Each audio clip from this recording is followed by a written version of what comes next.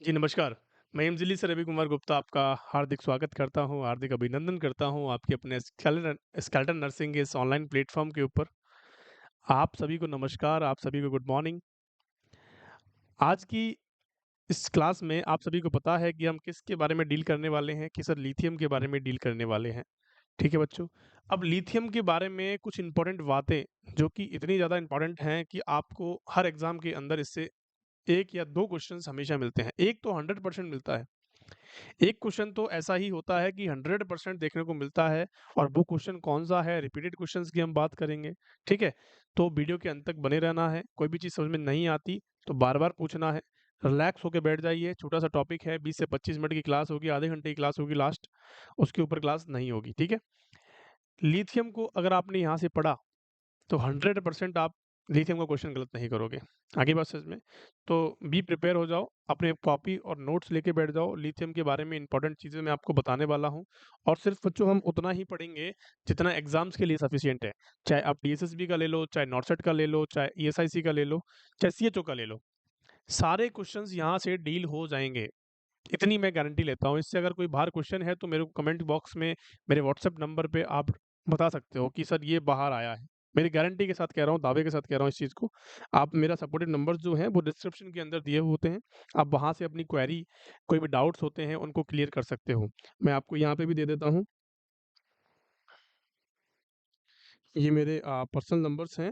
आप कमेंट करके, कॉल करके, मैसेज करके पूछ सकते हो किसी भी डाउट को। आगे बच्चों बात समझ में? चलिए अब प्यारी सी हेडिंग डालेंगे, सब रिलैक्स रिलैक्स होके बैठ जाइए ताकि आपको किसी भी चीज़ की जो है सामना नहीं करना पड़े और बिल्कुल भी अपना डिमोटिवेट नहीं होने देना है अपने आप को, मोटिवेट रखना है। एग्ज़ाम्स का टाइम जो है वो नज़दीक आ गया है, 1 अप्रैल आज हो चुकी है। ठीक है बच्चों? चलिए, तो लिथियम हेडिंग डालेंगे एक। देखो लिथियम के बारे में सिर्फ़ उतना ही हमें पढ़ना है, जितना क्या आता है एग्ज़ाम्स के अंदर आता है। हमें टीचर नहीं बनने की ज़रूरत है, हमें सिर्फ़ फ़िलहाल क्या करना है, हमारी एग्ज़ाम को क्रैक करना है। आगे बात समझ में? चलिए लिथियम के बारे में कुछ इम्पोर्टेंट बातें हैं, जो मैं आपको बताने जा रहा हूँ, ठीक है? लिथियम क्या है? एक लिथियम एंटीसाइकोटिक ड्रग होती है, आप सभी को पता है साइकियाट्रिक पेशेंट के अंदर यूज़ करते हैं और किन-किन पेशेंट के अंदर यूज़ करते हैं बच्चों? कि सर मेनिया, बाइपोलर डिसऑर्डर्स का नाम सुना है आप सभी ने? कि सर बाइपोलर डिसऑर्डर्स के अंदर यूज़ करते हैं। बाइपोलर डिसऑर्डर्स क्या होता है कि सर मेनिया और डिप्रेशन को कहते हैं। मेनिया का बंदा जो होता है वो अपर लेवल की क्या करता है? उछल-कूद करता है, बहुत ज़्यादा एनर्जेटिक होता है। आप सभी को पता है या नहीं पता है साइकियाट्रिक आपने कहाँ से पढ़ी है मुझे नहीं पता, लेकिन जब हम साइकियाट्रिक यहाँ पे पढ़ाएँगे तो इतने अच्छे से डील करेंगे कि आपको सारी चीज़ें जो हैं ईज़िली आपके दिमाग में घुस जाएँगी। आगे बात समझ में? अभी नॉर्सेट के बाद हम साइकियाट्री को डील करेंगे। आगे बात समझ में नॉर्सेट के बाद हमारे पास कुछ और टीचर्स भी हैं वो जुड़ेंगे हमारे चैनल से जो कि आपको साइकियाट्रिक, पीडिया, सीएचएन सारी चीज़ें ईज़िली आपको करवाएँगे। आगे बात समझ में? देखो 2 चीज़ें होती हैं, मैं आपको बता देता हूँ कि सर बाइपोलर डिसऑर्डर क्या होता है?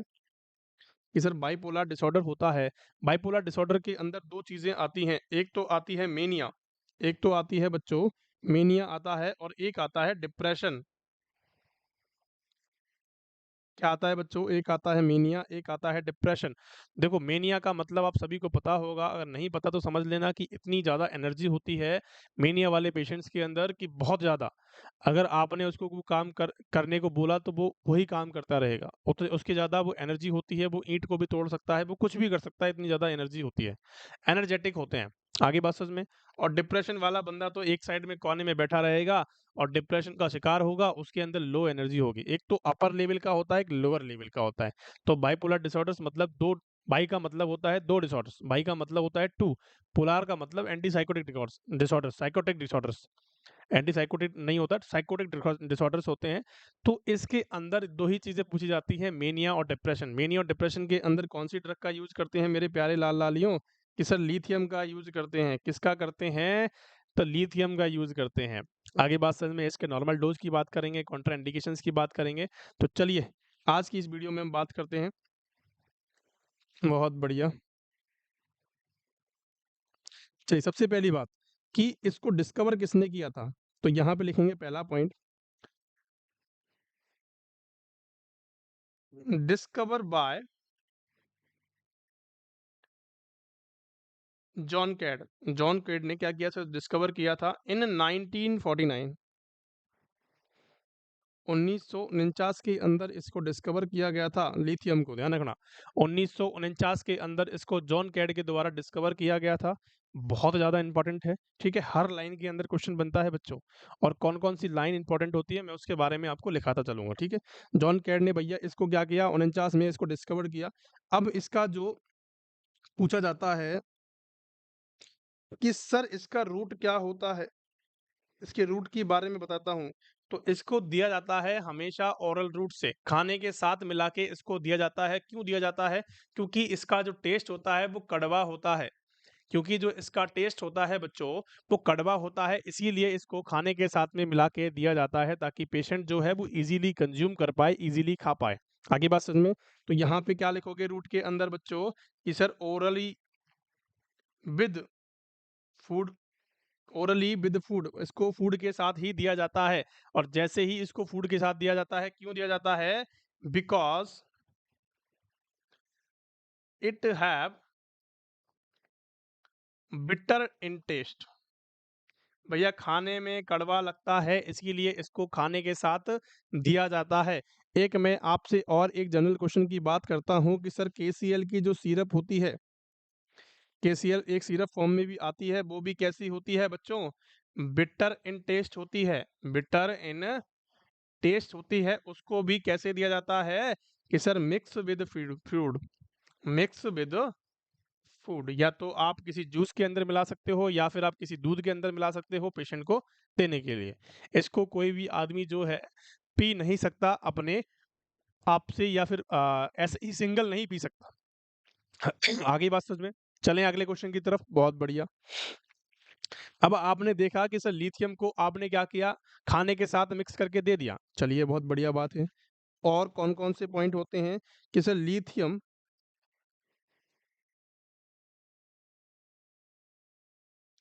इज नॉट मेटाबोलाइज्ड,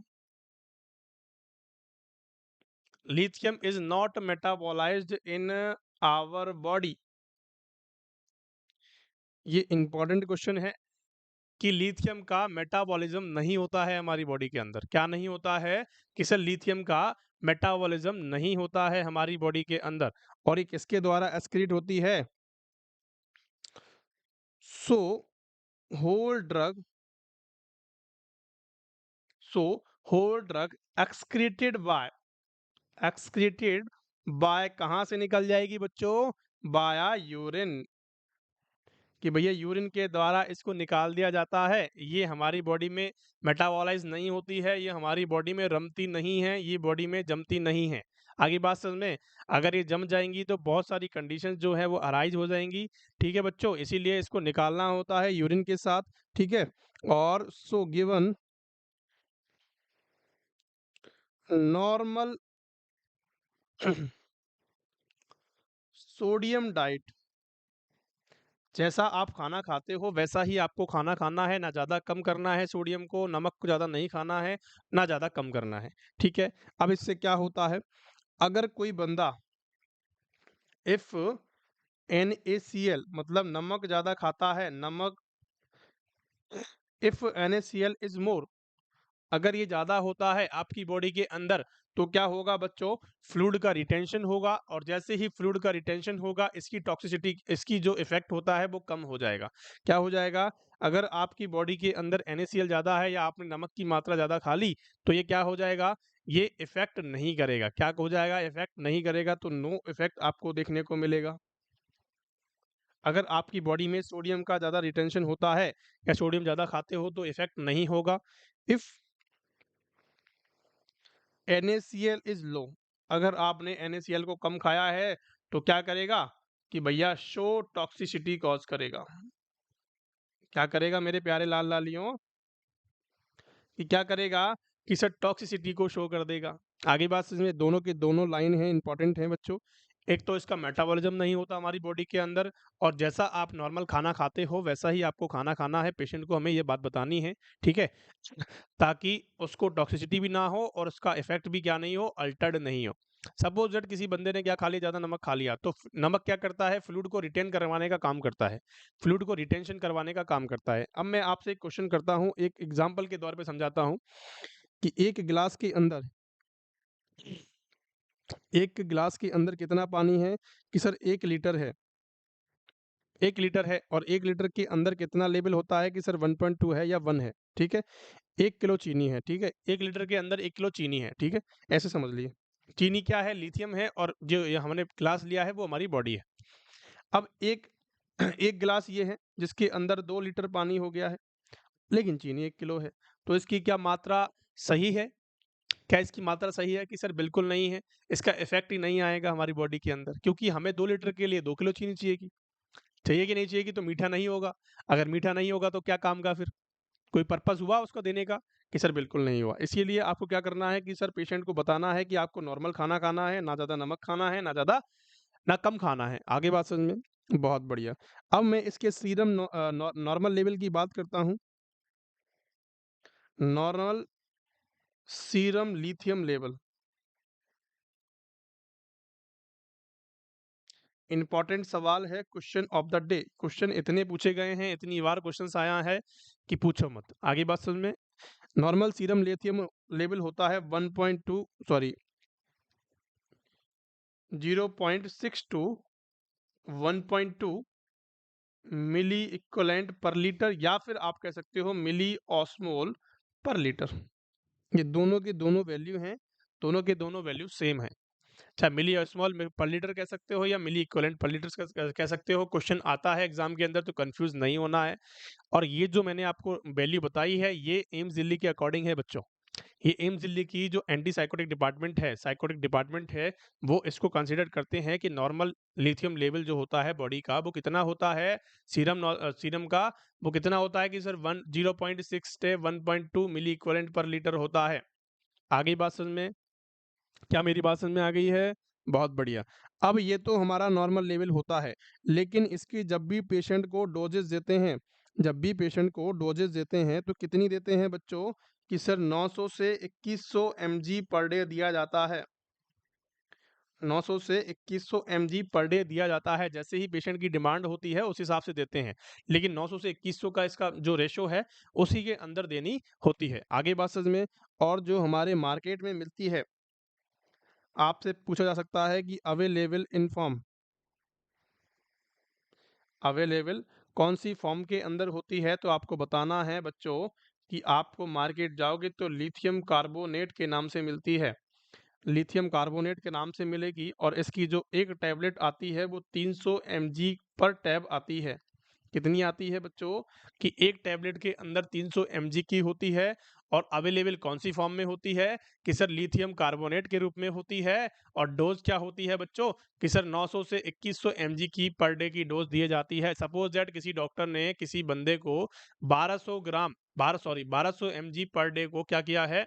सेलेक्ट किया है कि इसको एक पेशेंट को क्या है कि 1200 एमजी पर डे देना है लिथियम। तो कितना आप दोगे बच्चों? कितनी टैबलेट दोगे? 300 एमजी की है तो कितनी? 300 की एक है तो 4 से गुना करेंगे, कितना आ जाएगा? कि सर 1200 आ जाएगा। तो कितनी टैबलेट आई बच्चों? कि सर 4 टैबलेट हमें देनी होंगी। 3 चौका 12, 3 चौकी 12 होते हैं या नहीं? कि जित जैसे-जैसे आप मल्टीप्लाई कर सकते हो, अगर 1500 एमजी देनी है तो 5 देनी पड़ेगी और 6 देनी है, अगर आपको 1800 देनी है तो 6 देनी पड़ेगी, 2100 देनी है तो 7 देनी पड़ेगी। सिंपल सी बात है, सिंपल। आपको बात समझ में आ गई? बहुत ज़्यादा गणित का सवाल नहीं है। चलिए, ये बात आपको क्लियर समझ में आ गई कि भैया 300 एमजी की टैबलेट होती है, अवेलेबल में क्वेश्चन आ सकता है कि अवेलेबल कौन-सी फॉर्म में होती है, डोज़ क्या होती है और सीरम का नॉर्मल लेवल क्या होता है, ये इंपॉर्टेंट सवाल हैं, इससे क्वेश्चन भर-भर के आए हुए हैं। आगे बस में चलें अगले क्वेश्चन की तरफ। चलिए, अब मैं इसके कुछ साइड इफ़ेक्ट की बात करता हूँ कि बच्चों साइड इफ़ेक्ट क्या होते हैं। देखो, किसी भी चीज़ का साइड इफ़ेक्ट क्या होता है? जब उसका लेवल बढ़ता है, जब उसका लेवल बढ़ता है या कम होता है तो उनके क्या देखने को मिलते हैं? साइड इफ़ेक्ट्स देखने को मिलते हैं, ठीक है? नॉर्मल लेवल चलता है तो कुछ नहीं होता है, नॉर्मल बॉडी क्या करती है? चलती रहती है। अगर आपका लाभ लेवल ज़्यादा देखने को मिलता है तो किसी भी चीज़ की टॉक्सिसिटी हो सकती है, उसकी वजह से साइड इफ़ेक्ट आते हैं। सबसे पहली बात लिखेंगे यहाँ पे, सबसे पहली बात लिखेंगे भैया पॉलीयूरिया। पेशेंट को क्या देखने को मिलेगा?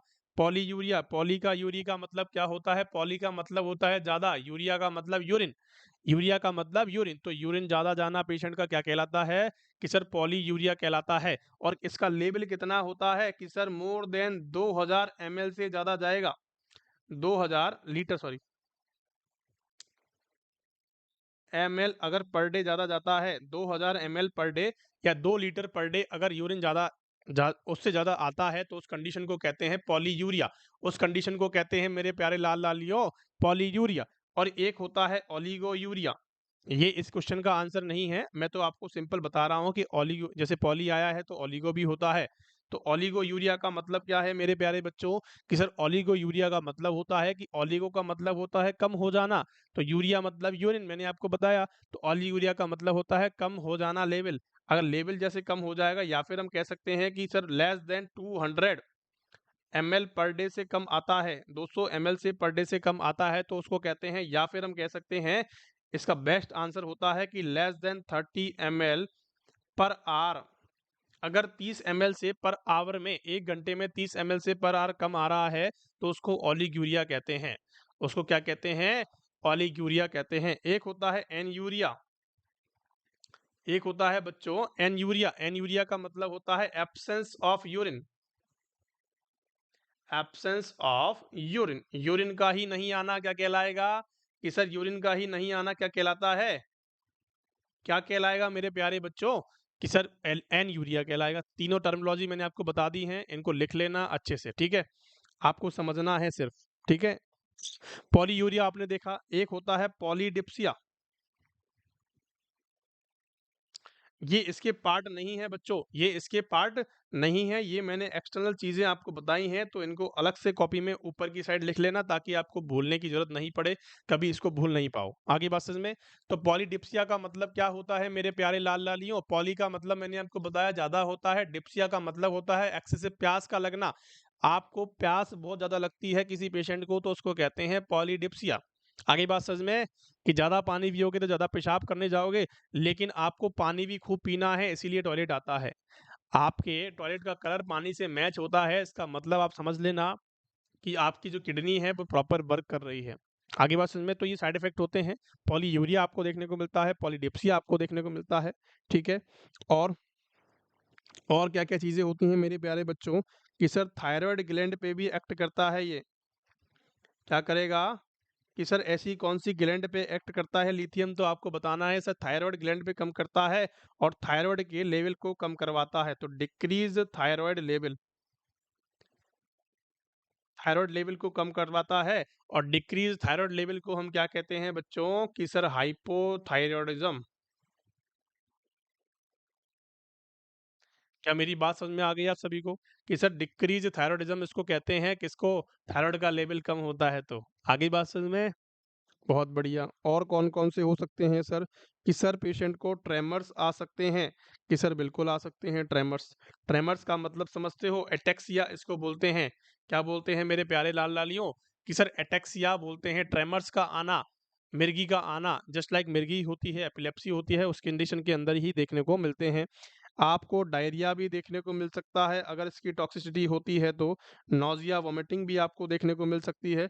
अगर आपसे क्वेश्चन करे कि मोस्ट कॉमन साइड इफेक्ट क्या होता है तो नोजिया वोमिटिंग होती है, क्योंकि ये बिटर जो कड़वा टेस्ट होता है उसकी वजह से आपको नोजिया वोमिटिंग हो सकती है। ठीक है बच्चों? मसल वीकनेस हो जाएगी, मसल वीकनेस आपको देखने को मिलेगी। ठीक है? ड्राई माउथ आपको देखने को मिलेगा, ड्राई माउथ एंड हेडेक आपको देखने को मिल सकता है। ये सारी कंडीशंस जो हैं वो लिथियम के अंदर देखने को मिलती हैं। बहुत सारी चीज़ें हैं लेकिन फालतू की चीज़ें हैं सारी। तो आपको सिर्फ़ जो मैंने आपको बताया है इन्हीं चीज़ों को आपको याद रखना है और इन्हीं चीज़ों को टिक करना है। क्या मेरी बात समझ में आ गई? यहाँ तक की क्लास समझ में आती है? चलिए, अब मैं आपसे बात करता हूँ कि सर इसको यूज़ कहाँ करते हैं? तो यूज़ कहाँ करते हैं बच्चों? मैंने आपको बताया था कि सर बाइपोलर डिसऑर्डर्स के अंदर यूज़ किया जाता है। कि सर बाइपोलर डिसऑर्डर कौन-कौन से होते हैं? कि सर मेनिया होता है और डिप्रेशन होता है। क्या होता है? कि सर मेनिया होता है और डिप्रेशन होता है। तो ड्रग ऑफ चॉइस अब क्वेश्चन पूछा जाता है, तो drug of choice in mania और drug of choice in suicide,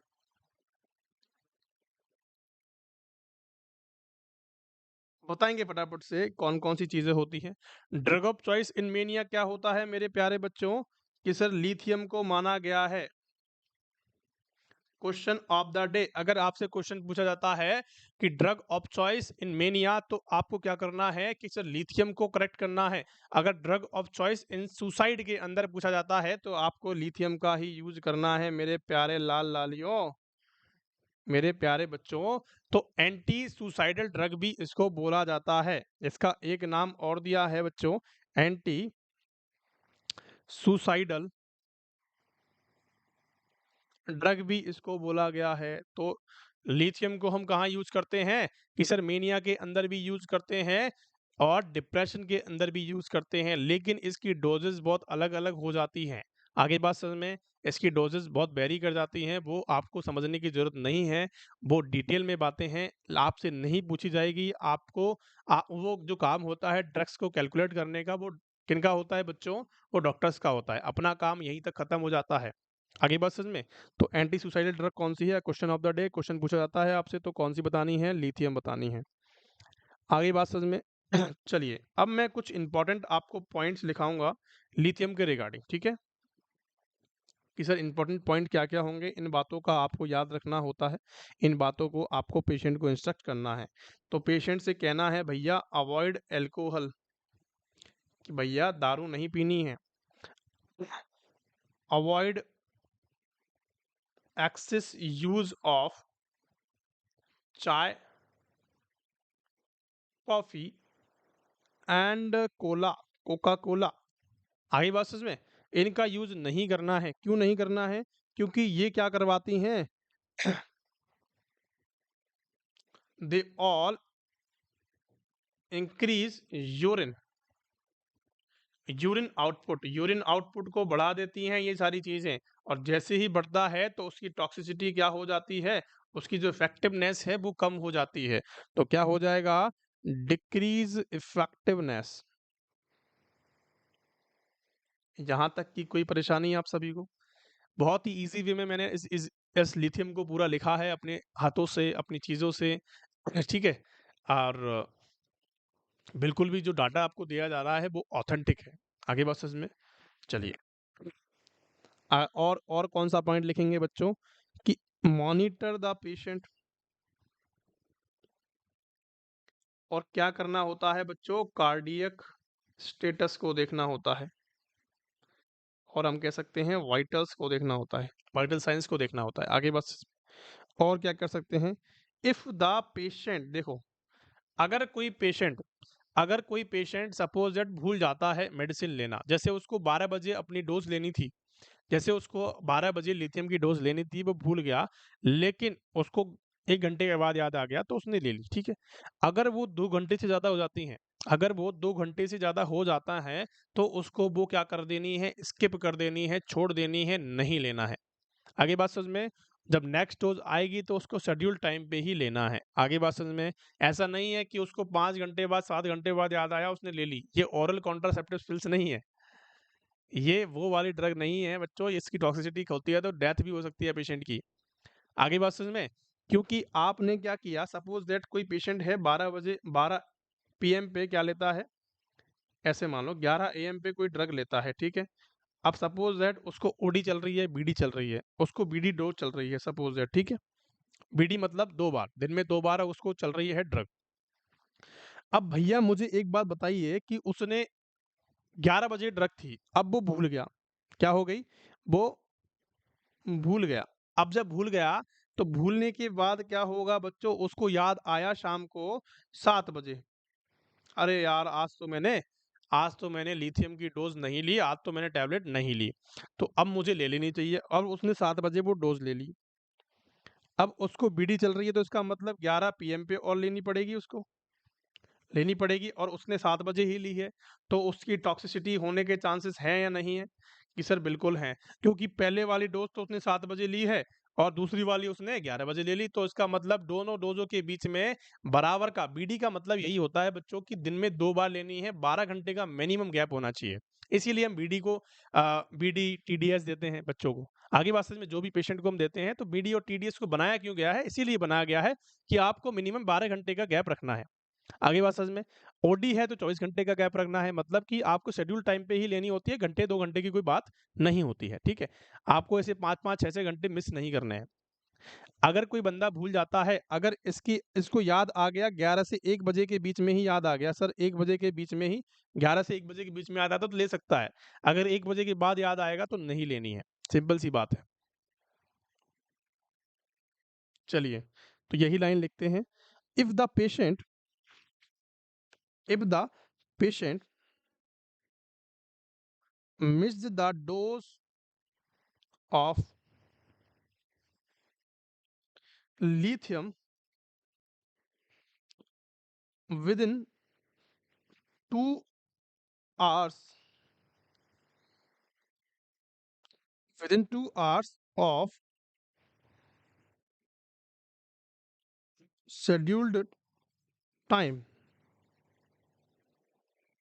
otherwise आपको क्या किया, आपने क्या किया, if the patient miss the dose, अगर पेशेंट ने मिस कर दी है लिथियम की डोज, तो with in 2 hours of schedule time, जैसे 11 बजे का शेड्यूल टाइम था और उसने क्या कर दिया कि भैया 1 घंटे या 2 घंटे ही हुए हैं तो ले सकता है। आगे बात समझ में, 2 घंटे से ज्यादा हो जाती है तो नहीं लेनी चाहिए। तो other time otherwise skip the dose, otherwise skip the dose and take next dose on time.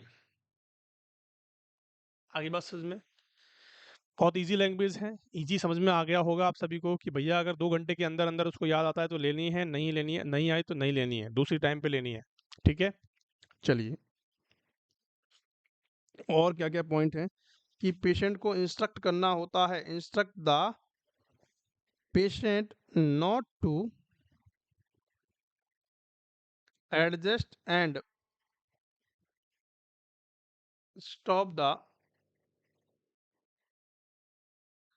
Medication by himself. क्या करना है भैया, अपने से डॉक्टर नहीं बनना है कि आपने छोड़ दी, आपने घर गए आपके और आपने छोड़ दी या फिर कम कर दी डोज या ज़्यादा कर दी, अपने से डॉक्टर नहीं बनना है। हमेशा इसको टेपर आउट करके ही बंद किया जाता है। अगर आप इसको एक साथ बंद करते हो तो विड्रॉल सिम्टम्स आपको देखने को मिलते हैं। आपको बिल्कुल भी एक साथ इसको क्या नहीं करना है, स्टॉप नहीं करना है। आपको सिर्फ और सिर्फ हेल्थ केयर प्रोवाइडर या डॉक्टर की उसमें ही आपको क्या करना होता है, इसको यूज करना होता है। समझ में आ गई बात? सपोज दैट किसी को 900 mg की डोज दी जा रही है, 900 mg की डोज दी जा रही है। टेपर का मतलब समझाता हूं मैं आपको, टेपर आउट का मतलब क्या होता है कि किसी को 900 mg की डोज दी जा रही है किसी पेशेंट को, ठीक है। अब क्या कर रही है कि वो 1 मंथ तक चलने वाली है। क्या चलने वाली है कि भैया 1 मंथ तक चलने वाली है। अब पेशेंट ने या तो वो छोड़ दी या तो एक साथ छोड़ दी। अब पेशेंट ने क्या किया कि वो ठीक हो गया, उसने छोड़ दी। अब उसको ऐसे नहीं छोड़नी है, उसको क्या हो सकते हैं, सिम्पटम्स आ सकते हैं, विथड्रॉवल सिम्पटम्स आ सकते हैं। आगे बात समझ में, आपको क्या करना है कि 1 मंथ तक डोज दी है तो 1 मंथ के बाद डॉक्टर के पास जाना है। डॉक्टर क्या करेगा, इसको क्या करेगा, 700 mg कर देगा या 600 कर देगा, ठीक है। 3 टैब आप ले लेते थे, आप 2 टैब लेनी है, ठीक है। 600 से क्या करेगा बच्चों, वो 300 mg कर देगा, मतलब 1 टैब कर देगा। इस तरह से इसको टेपर आउट करना, टेपर आउट का मतलब कम करते जाना और लास्ट में इसको बंद कर देना, वही टेपर आउट कहलाता है। आगे बात में, इसी प्रकार से इसको बंद करनी है, इसी प्रकार से इसको बंद करनी है मेरे प्यारे लाल लालियों। समझना आपकी जिम्मेदारी है, समझाना मेरी जिम्मेदारी है। आपको इजी लैंग्वेज में मैंने ये चीज समझाई है। कंसंट्रेशन अगर आप रखोगे अपने वीडियो लेक्चर के अंदर तो आपको हर चीजें इजीली समझ में आ जाएगी और लॉन्ग टर्म तक आपके दिमाग में रहेगी। जब भी आप एग्जाम में बैठोगे तो मेरे को हमेशा याद करोगे कि सर ने ये चीज बताई थी लेकिन हमने पढ़ी नहीं। तो इसीलिए पढ़ के जाना, 100% आपके 2 क्वेश्चन या 2 नंबर आपके सिक्योर हो जाएंगे यहाँ से। बहुत ज़्यादा इंपॉर्टेंट टॉपिक है। अभी जो सीरीज चल रही है ना, अभी जो मेरे दिमाग में चीज़ें आ रही हैं वो बहुत अच्छी आ रही हैं। लूट लो जितनी चीज़ें लूटनी है। आगे बात समझ में, तो इंस्ट्रक्ट द क्लाइंट आपको बताना है कि आपको खुद से डॉक्टर नहीं बनना है, खुद से बंद नहीं करनी है और ना ही इसको क्या करना है, खुद की हिसाब से एडजस्ट करना है। आगे बात समझ में, तो by the himself and by the himself only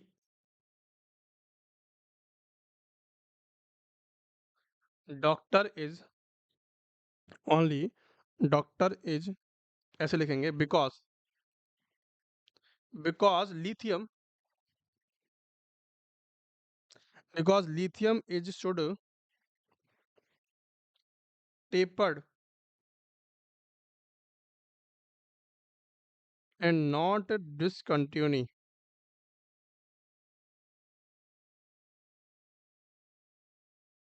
directly इसको डायरेक्टली स्टॉप नहीं करना है, इसको टेपर्ड आउट करना होता है। आगे बात समझ में, जैसे ही मैं आपको नॉर एड्रेनलिन बताता हूँ, नॉरेड जब भी हम पेशेंट को लगाते हैं, नॉरेड आप किसी ने अगर हॉस्पिटल्स में काम किया हो, जितनी भी हमारी कार्डियक ड्रग्स होती हैं, उनको भी हम क्या करते हैं बच्चों, टेपर्ड आउट कर करके ही खत्म की जाती है। आगे बात समझ में, चलिए अगले पॉइंट की तरफ चलते हैं कि monitor the sign and symptoms. आपको क्या करना है, पेशेंट को बताना है कि ये साइन एंड सिम्टम्स आपको आए तो हमें बताना है। Monitor the sign and symptoms, अगर आते हैं तो आपको हमें बताना है, ठीक है। और क्या क्या कर सकते हैं कि sir monitor the wait,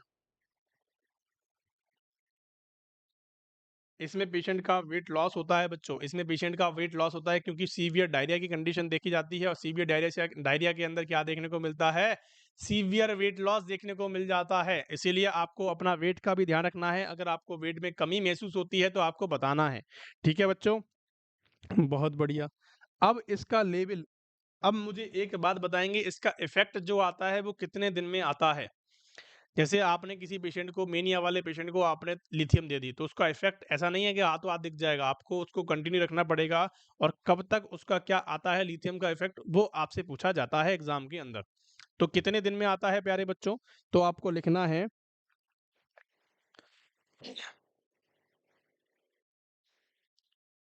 treatment response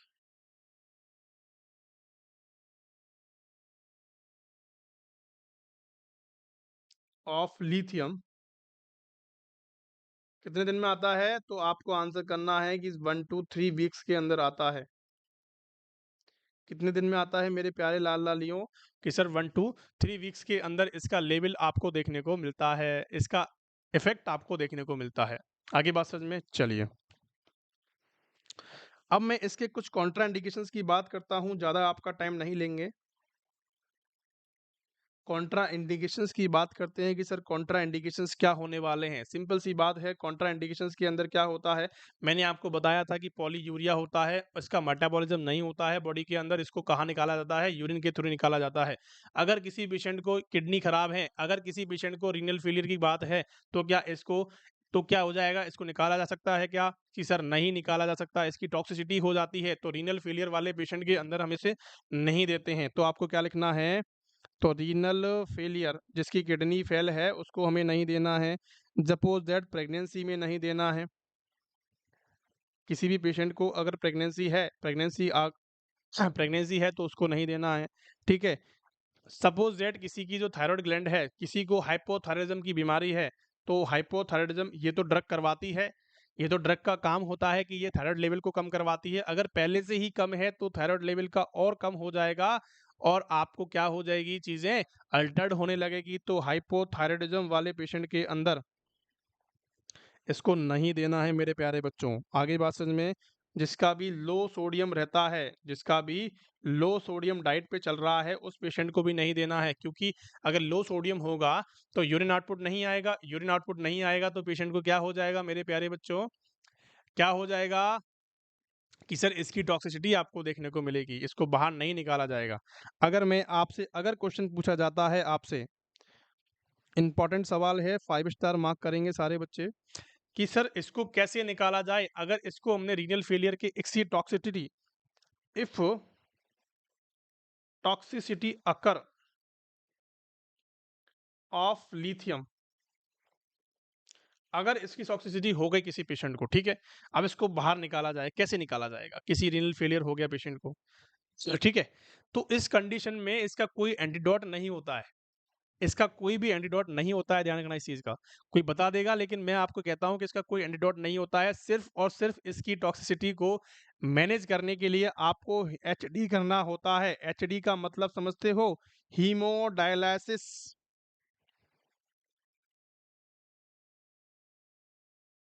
haemodialysis का मतलब समझते हो, कि आपको उसके ब्लड को फ़िल्टर करना पड़ेगा, डायलिसिस पे पेशेंट को लेना पड़ेगा, तभी आप क्या कर पाओगे, इसको बच्चों निकाल पाओगे बाहर। आगे बात समझ में, अगर कोई भी क्वेश्चन कैसा भी क्वेश्चन पूछता है तो आपको आंसर करना है सिर्फ और सिर्फ हीमोडायलिसिस।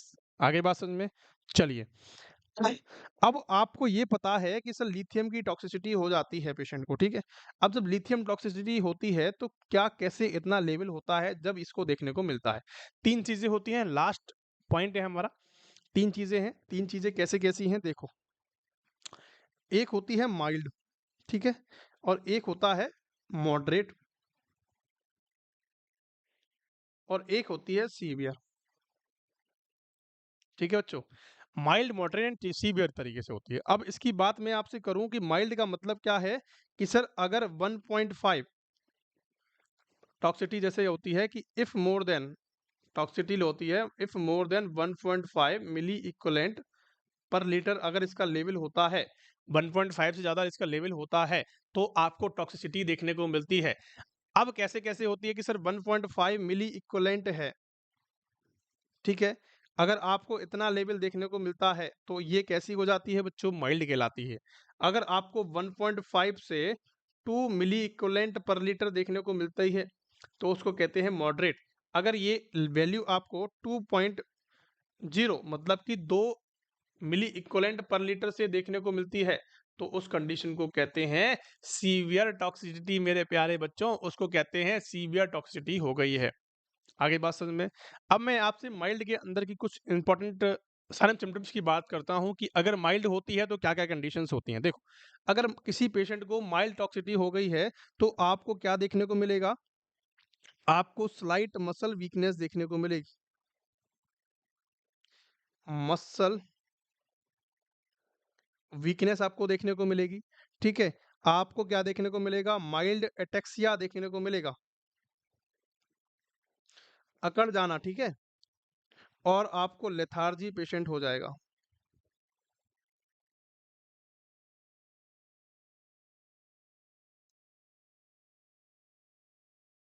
आगे बात पेशेंट इतने आपको साइलेंट सिम्पटम देखने को मिलते हैं, नौजिया, वॉमिटिंग भी आपको देखने को मिल सकती है। ये 4 साइलेंट सिम्पटम्स आपको याद रखने हैं, ज़्यादा आपको याद रखने की ज़रूरत नहीं है, ठीक है? अब अगर माइल्ड टॉक्सिसिटी हो गई तो देखो भैया, माइल्ड होगी तो थोड़े से साइलेंट सिम्पटम और बढ़ जाएँगे, ठीक है? तो आपको क्या देखने को मिलेगा प्यारे बच्चों? कि सर नौजिया, वॉमिटिंग देखने को मिलेगी, ठीक है? सीवियर डायरिया आपको देखने को मिल सकता है, ठीक है? सीवियर डायरिया आपको देखने को मिलेगा, tinnitus, ringing of the year, कानों में घंटी बजना, रिंगिंग ऑफ ईयर, लिख दो इसमें। पूछा गया है क्वेश्चन, रिंगिंग ऑफ ईयर, कि कानों में घंटी का बजना क्या कहलाता है? टिनिटस कहलाता है। आगे बात समझ में? कि टिनिटस आपको देखने को मिल सकता है, सीवियर डायरिया आपको देखने को मिल सकता है, इर्रेगुलर ट्रेमर्स आपको देखने को मिल सकते हैं, इर्रेगुलर ट्रेमर्स आपको देखने को मिल सकते हैं, ब्लड विजन हो सकता है। ब्लड विजन का मतलब समझ रहे हो? धुंधला दिखाई देना, ब्लड विजन हो सकता है, मसल ट्विस्टिंग हो सकती है।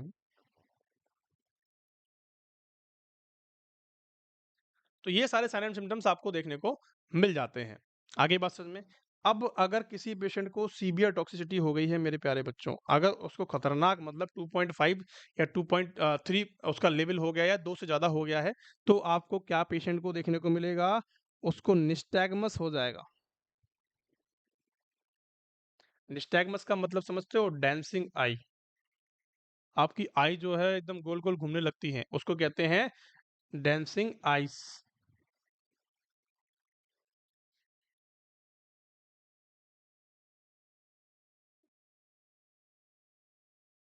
आपको डीप टेंडन हाइपरप्लेक्सिया देखने को मिलेगा, डीप हाइपर रिफ्लेक्सिया।